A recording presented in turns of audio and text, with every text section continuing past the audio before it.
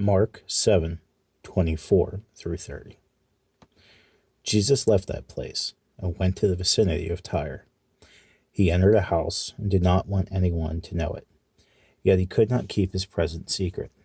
In fact, as soon as she heard about him, a woman whose little daughter was possessed by an impure spirit came and fell at his feet. The woman was a Greek born in Syrian Phoenicia. She begged Jesus to drive the demon out of her daughter. "First let the children eat all they want," he told her, "for it is not right to take the children's bread and toss it to the dogs." "Lord," she replied, "even the dogs under the table eat the children's crumbs." Then he told her, "For such a reply you may go. The demon has left your daughter."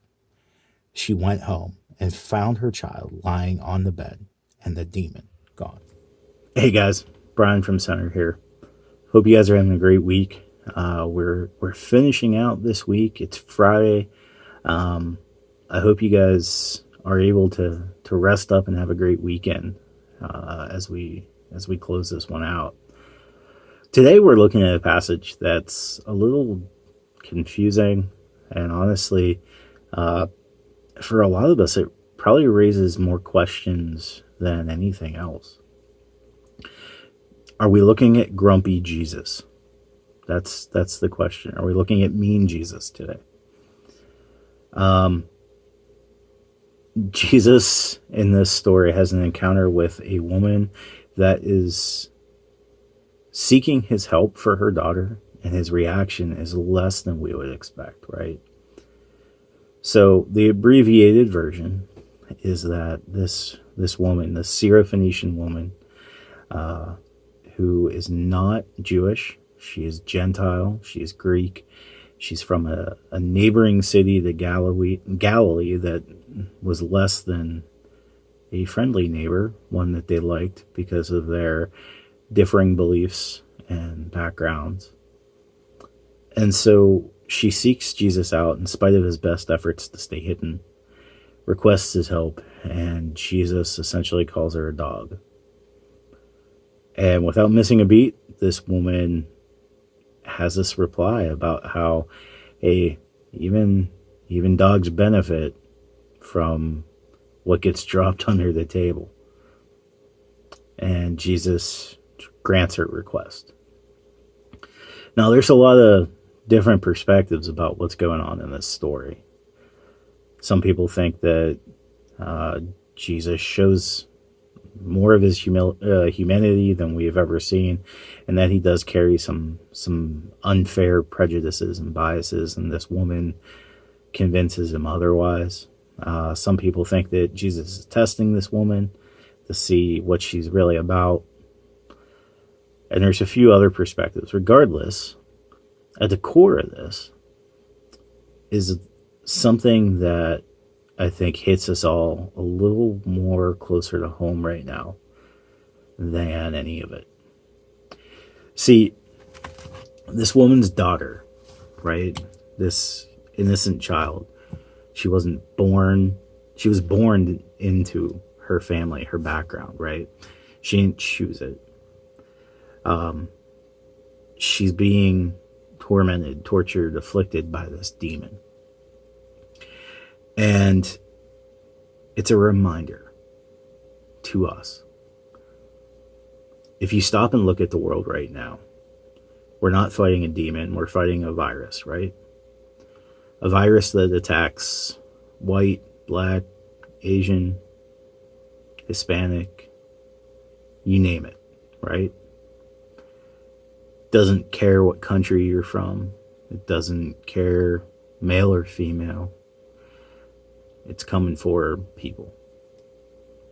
See, regardless of what we say we believe, regardless of where we come from, we're all afflicted, or we're all at risk for being afflicted by the virus right now, right? In the same way, we're all equally at risk, if not, I'm just going to say it, we're infected, right, by sin. That's the reality of it. We're all screwed up. Love y'all, but we're all screwed up. And that's the reality at hand here. See, this woman, regardless of what perspective you want to take on it, she recognizes that Jesus is the one who can help. And so she's willing to go to him, to seek him out. I mean, stop and think about it. Jesus wanted to hide.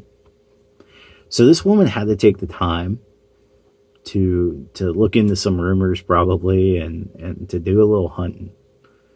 This is not the mom you want to hide stuff in the house from. She's going to find it because she found Jesus. So she seeks him out and goes to him. And Jesus always had this way of turning everything upside down, right? Normally we'd expect when somebody would go to him and say, Jesus, my daughter's possessed by a demon, please help. We expect Jesus to be Johnny on the spot, right? Be like, got it. I'm gonna cast that demon out. I'm gonna heal this kid, and it's gonna be awesome. And yet Jesus has this reply that doesn't make sense to us. It's not the Jesus we know, right, or that we like to know. But Jesus kind of is modeling the behavior everybody around him would have had towards these Gentiles. Doesn't mean that he is prejudiced, but he puts it out there in a way that requires people to stop, to think, to ask questions. How would you respond to that woman? How would we respond to somebody from another country asking for our help? It's a hard question to answer, right? Because we have to really sit down and be honest with ourselves and look at what we believe.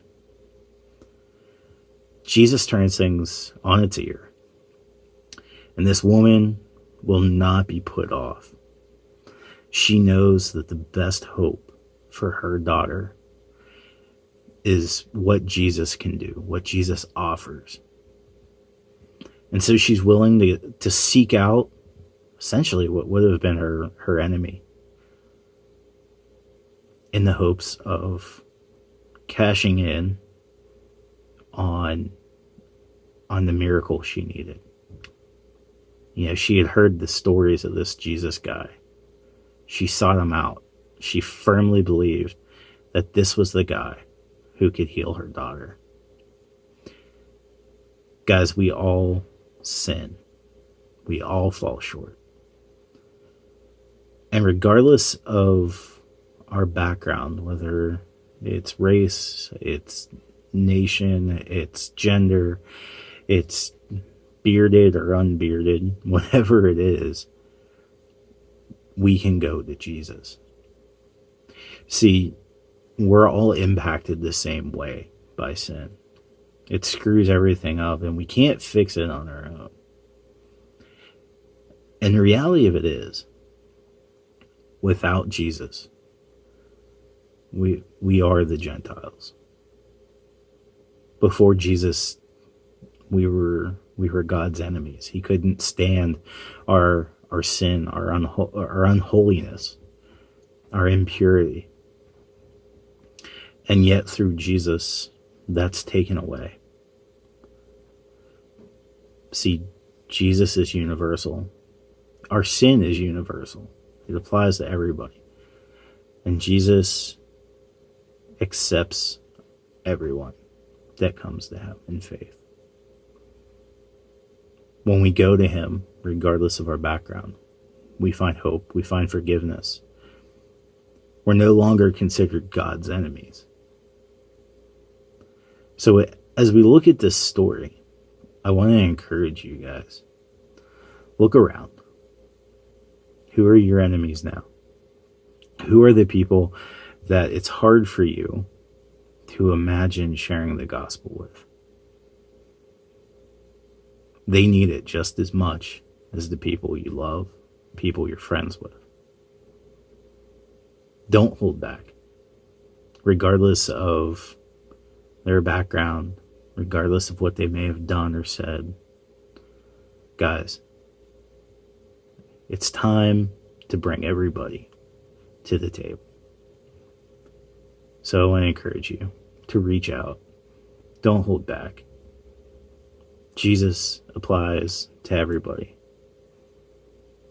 Have a great week or weekend. Bye.